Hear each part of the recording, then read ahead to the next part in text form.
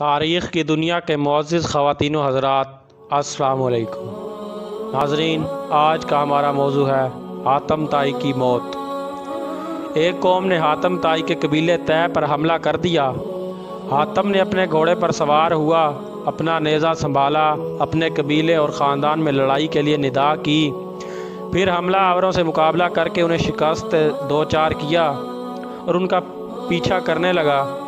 اسی دوران حملہ آوروں کے سردار نے اس سے کہا، اے حاتم، اپنا نیزہ مجھے دے دو۔ یہ سن کر حاتم نے اپنا نیزہ اس کی طرف پھینک دیا۔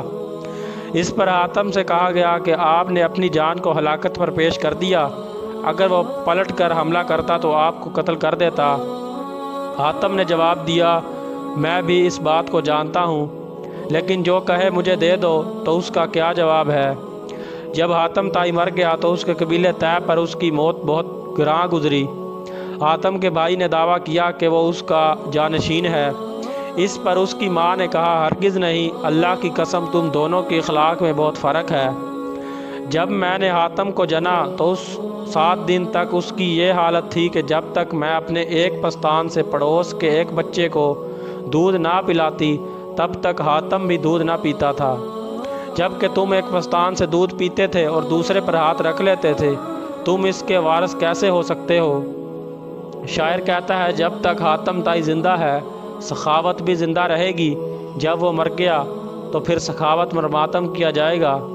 اس لیے تم عمر کی فرصت اور دنیا کی امداد کو غنیمت جانتے ہوئے ان سخی لوگوں کی طرح سخاوت کا عمل آگے بھیجو۔